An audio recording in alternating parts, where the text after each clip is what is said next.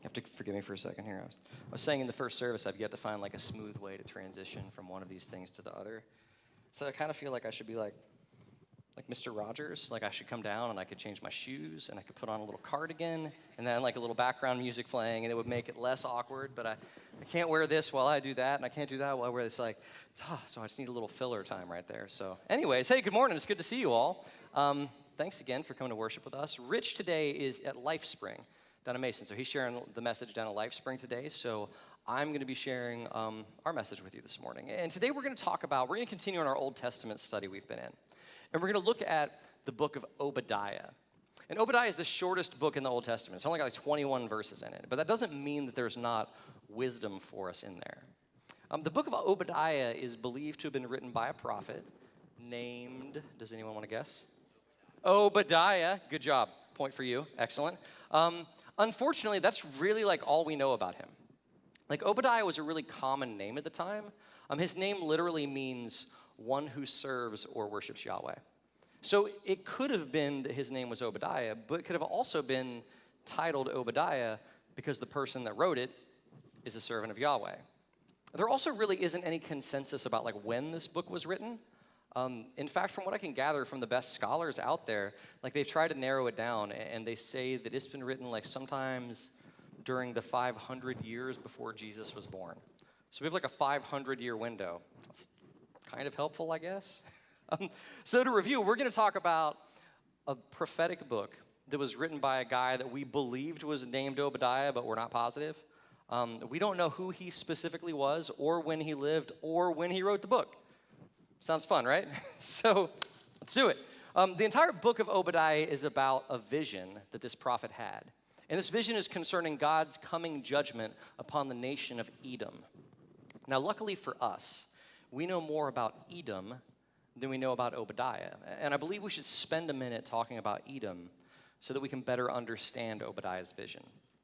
So Edom is this separate tribe or nation of people that live in the same area that the Israelites do. And throughout their collective history, they have been bumping up against one another constantly, usually bumping up against one another with swords.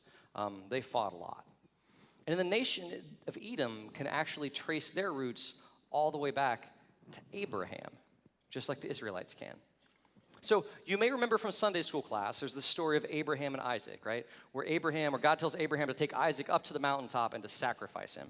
So Abraham takes him clear to the top of the mountain, lays him down on the altar, pulls up the sword and the knife, and God stops him. And he saves his life. And instead he provides a ram for sacrifice instead. So Abraham and Isaac go back down from the mountain, and Isaac grows up. He probably had to go through some pretty intensive counseling after that. It's probably a traumatic thing. Your dad may be killing you. But Isaac grows up, and he finds a wife named Rebekah. And Isaac and Rebekah have twin boys, Jacob and Esau. And this whole story is found in Genesis chapter 25. If you want to go back this week and you want to read it, that's where you can find it. It's in Genesis 25. But in the interest of time, I'm just going to paraphrase most of it for you. So while these twins were still in the womb, Rebekah could feel them fighting and struggling with one another. And so she asks the Lord what's happening. It's not like, there was an ultrasound machine back then. She probably didn't know she was having twins. So she's like, what's going on? And God says to her in Genesis 25, verse 23, he says, 2 nations are in your womb, and 2 peoples from within you will be separated. One people will be stronger than the other, and the older will serve the younger. So the twins are born, and the first one is named Esau. And even as he's being born, his younger brother Jacob is reached out and holding on to his heel, almost like he's trying to pull Esau down and pull himself ahead so that he could be the oldest. Like right from the very beginning, there's animosity between these brothers. And that doesn't get better as they get older. Isaac, the father, he likes Esau the best because he's described as a great hunter and a man who works the field. Esau is described as this hairy, manly sort of man. Like I like to imagine he's probably got like an awesome beard. Yeah. But Rebekah, the mother, she likes Jacob better. And so the divide between these two grows deeper. One day, Esau comes in from the field where he's been working, and Jacob has been making some red stew. And Esau is hungry, and he asks his brother for some of it. And Jacob tells him he'll give it to him, but only if he gives Jacob his birthright. And Esau agrees, and he trades him his birthright as the firstborn son for a bowl of red stew. That must have been amazing stew, right? Now, Edom is the Hebrew word for the color red. When Esau was born, he was very red in color and very hairy. And after he traded his birthright for some red stew, everyone began calling him Edom. Edom, which is a terrible way to get a nickname, isn't it? I mean, you trade something for stew one time, and now that's your name forever. Like I said earlier, it's like Pancake Phil. Like, Phil loves pancakes, so we're just calling him Pancake from now on. He doesn't have a name. Or Sloppy Joe. Maybe that's how we got the name for Sloppy Joes. It's named after some guy that was really sloppy. So later in the story, anyways, Jacob goes to his old, blind, and dying father, and he pretends to be Esau, who, I might have mentioned, was a really hairy man. So Jacob puts these goat skins on his arms and on his neck, so his dad won't know, because if his dad reaches out to touch him, he'll feel that he's not hairy. So he puts these goat skins on, and he comes and he brings his father a meal, and he pretends to be his brother Esau, and he steals Esau's blessing. See, a blessing was something that like a father would give to his children. There was one for each of them, and it was usually as they were preparing to die. And Jacob steals Esau's blessing. And here's the thing, is like this blessing, once it was spoken, it can't be taken back. You see, in the ancient world, they believed that there was power associated with the words that they spoke. In the beginning, God spoke creation into being. And God said, let there be light, and there was light. So our words carry a lot of weight. And they believe this. They believe that the words have the ability to build up and to create. And words also have the ability to tear down and to destroy. And that once words are spoken, they cannot be taken back. So it was really important to choose your words very carefully. Like, I don't know if you've seen that illustration where somebody will get a little thing of toothpaste and they squeeze it all out on this plate. And they say, those are your words. Okay, now put it back in the tube. Like, put it back in the toothpaste tube.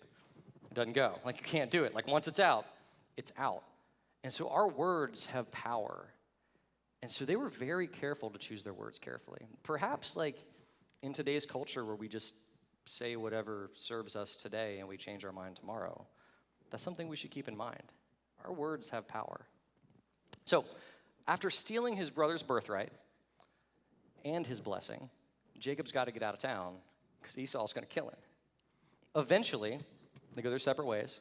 Then they come back together again, and they make kind of a semblance of peace. And then they go their own separate way. God changes Jacob's name to Israel, and his descendants become known as the Israelites. And the descendants of Esau become known as the Edomites. So hundreds of years go by, and these two nations continue to have a contentious relationship with one another. And wars and battles between them are a really common occurrence. I was trying to think of like the best example I could come up with. I'm like, oh, dude, this is West Virginia. This is like the biblical example of the Hatfields and the McCoys. Like, these people don't like each other at all, and they fight constantly all the time. Only this feud's gone on for much, much longer, many generations. So this sets the stage for Obadiah. There's been a conflict or a problem of some kind between the Israelites and the Edomites, because there always is. And God has sent a vision to Obadiah of the coming judgment of the Edomites. So let's read it. We're going to read not all of it, but almost all of the whole chapter. So we're going to start with Obadiah, verse 1. It says, the vision of Obadiah. This is what the sovereign Lord says about Edom. We've heard a message from the Lord. An envoy was sent to the nations to say, rise and let us go against her for battle. See, I will make you small among the nations. You will be utterly despised. The pride of your heart has deceived you, you who live in the clefts of the rocks and make your home on the heights. You who say to yourself, who can bring me down to the ground? Though you soar like the eagle and make your nest among the stars, from there I will bring you down, declares the Lord. If thieves came to you, if robbers in the night, oh, what a disaster awaits you. Would they not only steal as much as they wanted? If grape pickers came to you, would they not leave a few grapes? But how Esau will be ransacked, his hidden treasures pillaged. All your allies will force you to the border. Your friends will deceive and overpower you. Those who eat your bread will set a trap for you, but you'll not detect it. In that day, declares the Lord, will I not destroy the wise men of Edom, men of understanding in the mountains of Esau. Your warriors, O Teman, will be terrified, and everyone in Esau's mountains will be cut down in the slaughter. Because of the violence against your brother Jacob, you'll be covered with shame. You'll be destroyed forever. On the day you stood aloof, while strangers carried off his wealth and foreigners entered his gates and cast lots for Jerusalem, you were like one of them. You should not look down on your brother in the day of his misfortune, nor rejoice over the people of Judah in the day of their destruction, nor boast so much in the day of their trouble. You should not march through the gates of my people in the day of their disaster, nor look down on them in their calamity in the day of their disaster, nor seize their wealth in the day of their disaster. You should not wait at the crossroads to cut down their fugitives, nor hand over their survivors in the day of their trouble. The day of the Lord is near for all nations. As you have done, it will be done to you. Your head will return upon, or your deeds will return upon your own head. Just as you drank on my holy hill, so all the nations will drink continually. They will drink and be as if they had never been. But on Mount Zion will be deliverance. It will be holy. And the house of Jacob will possess its inheritance. And the house of Jacob will be a fire, and the house of Joseph a flame. And the house of Esau will be stubble. And they'll set it on fire and consume it. And there'll be no survivors from the house of Esau. The Lord has spoken. We'll stop there. So clearly, there's been some kind of conflict between the Israelites and the Edomites. And God is announcing his judgment on the nation of Edom. And while we don't know the exact historical event that led to this moment, we can look at this text and we can see what led to the judgment of Edom. In verse 3, it says, "The pride of your heart has deceived you, you that live in the clefts of the rock, whose dwelling is in the heights." The first point I have for you today, I didn't put any blanks or anything in your bulletins. If you want to write something down, here's your first point. Comfort can cause complacency. Comfort can cause complacency. Listen, when we as individuals, or when we collectively as a church are comfortable, we need to be very, very careful. Because when our needs are met, when we have food in our bellies and roofs over our heads, it's very easy for us to begin trusting in ourselves and no longer trusting in God. It's very easy for us to begin like patting ourselves on the back and saying, look at all we've done. Look at all we've accomplished.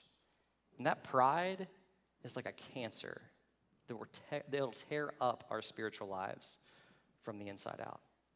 For us to be fully effective as a church, we must be fully dependent upon God.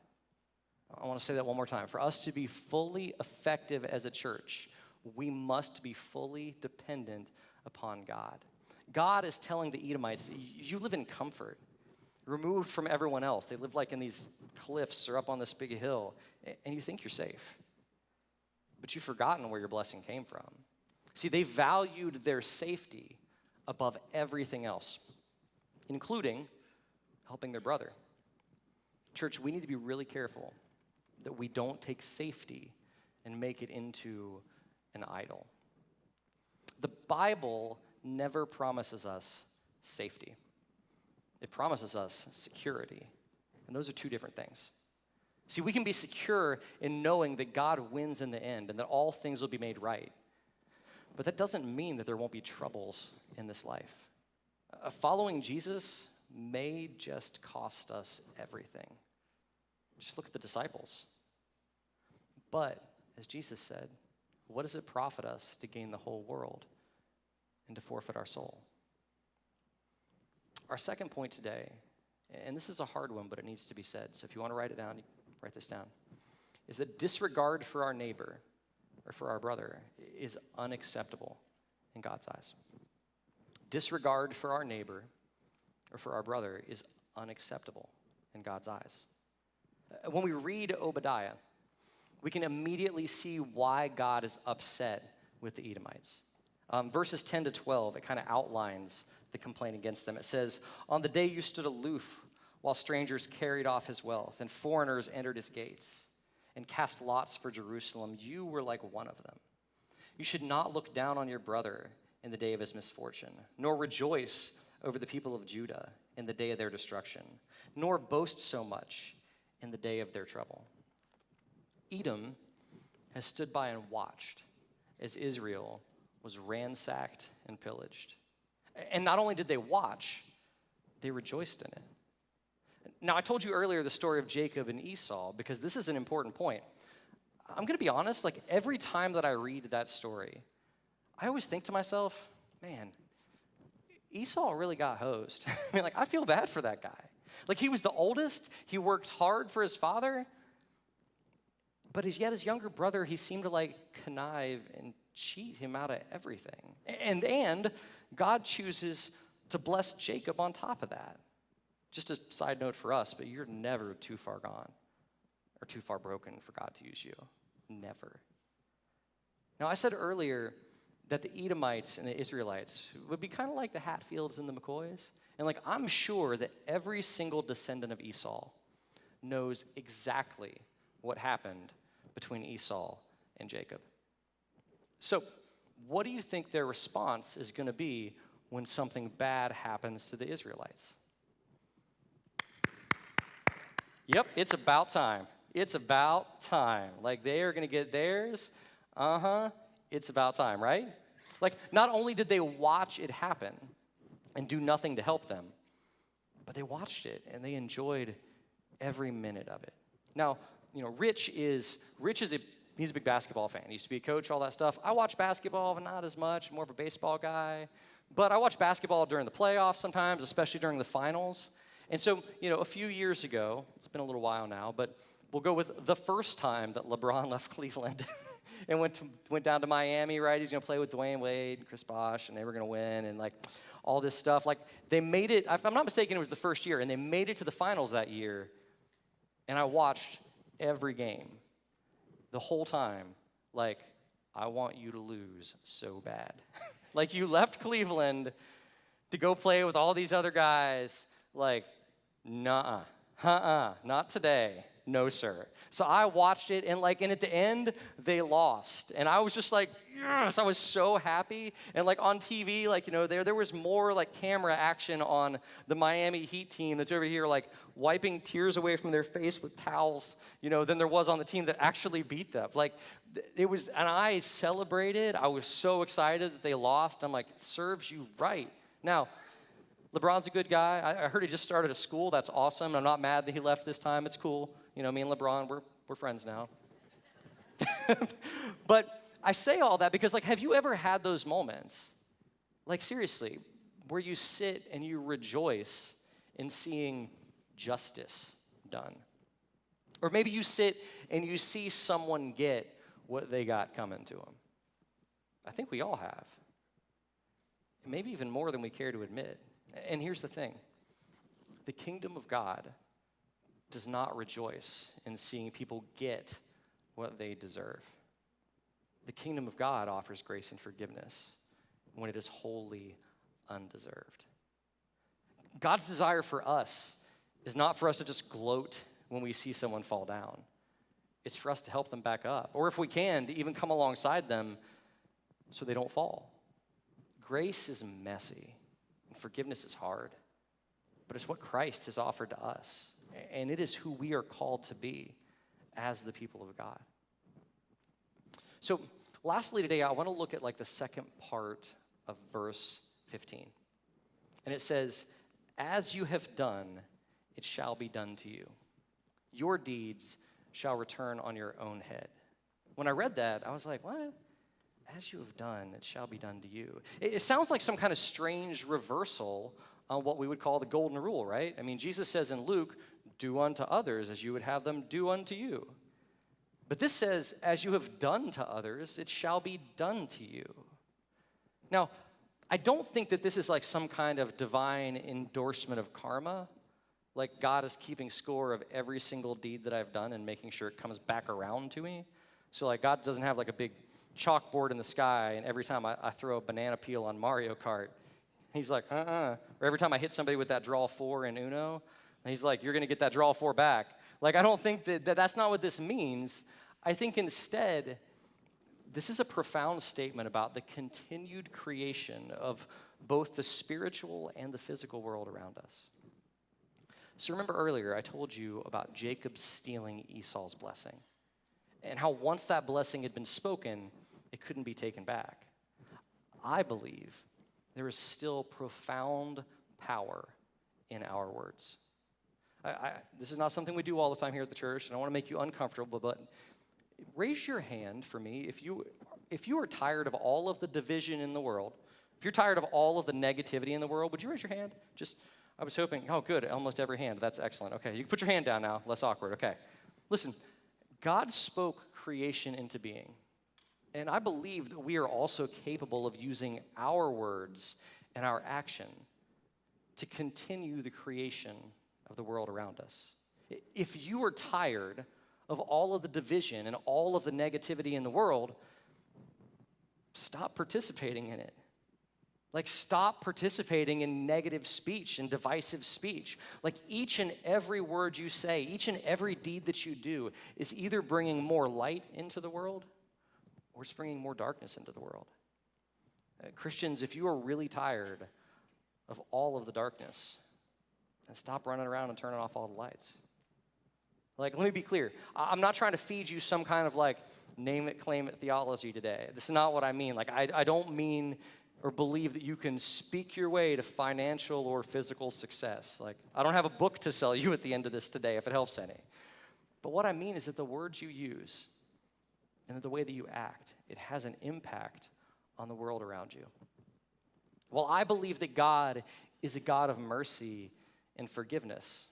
Sometimes God's judgment is the very act of allowing us to reap what we have sown. Like, I have never heard of a farmer who went out and tilled the ground, and planted a bunch of corn, and then sat back and was really surprised when corn grew in his field. Like, not surprised by that, are you? No, that's what you put there. I've never heard of a farmer that like plants tomatoes and then comes back later and is mad because they didn't grow squash. Like, no, that was what you planted. That's what's growing. That's the logical progression of things. On a very, very basic level, God is telling the nation of Edom, you're going to have a coming day of distress, and you're not going to overcome it. Your neighbors are going to stand, and they're going to watch as you're destroyed. It says the house of Jacob will be a fire, the house of Joseph will be a flame, and the house of Esau will be stubble. And these neighbors, they're going to watch, and they're going to celebrate your destruction. Why? Because that's what you did when it happened to them. They aren't going to help you because you didn't help them. God's call for us, even in the Old Testament, has always been to break this cycle, So my last point for you today is this, and it's a question, something to think about. What kind of world are you creating? What kind of world are you creating? Are your words and actions, are they helping to usher in God's kingdom of love, forgiveness, grace, and reconciliation? Or are they ushering a different kind of kingdom? Like, have you ever known someone who's never happy? I mean, never happy. Like, it wouldn't matter if they won the lottery and they won like $10 million. They'd be like, great, now I got to pay $5 million to the government. Like, they'd be mad about that, right? I mean, like, it doesn't matter what happens. They have chosen to be miserable. What's it like to be around someone like that? It's exhausting. I just heard somebody say exhausting, and that's exactly the word I was going to use. It's exhausting. It's draining. It's like this person walks around with this huge dark cloud over them all the time, and nothing is ever good, and they complain, and they whine, and they're upset, and they're mad, and they're angry, and everybody around them just begins to get wet by that rain all the time, and it just drags you down. If you want less darkness in the world, bring more light. On the flip side of that, have you ever been around somebody that is so filled with joy, that's so filled with hope, that your time with them, it like renews your spirit, it renews your soul, it fills you up from the inside? I've got a friend of mine, and he's a pastor down in Charleston, and we don't talk all the time, but a couple times a year, he'll just send me a text out of nowhere and be like, Eric, just wanted you to know, I value your friendship. I think you do a great job in ministry, and you're amazing. Keep up the good work. And I just smile every time it happens. He doesn't know what's going on in my life. He doesn't know that maybe that day I've had a bad day, but it fills me with so much joy because that's who this guy is. It just radiates off of him. What kind of world are you creating? If you think there needs to be more compassion in the world, let's be more compassionate. If you think there needs to be more generosity in the world, be more generous. If you think the world needs more forgiveness, be more forgiving. Are you creating, South Parkersburg Baptist Church, are we creating the kind of world that we want to live in, or are we creating the kind of world we want to escape from? What kind of world are we creating here? Are we going to be a church that brings joy, that brings love, that brings peace and acceptance? Or are we going to be a church that sows seeds of division? I want to go ahead and I'm going to pray, but I want us to go ahead and just transition. Let's just go straight to communion. Would be good.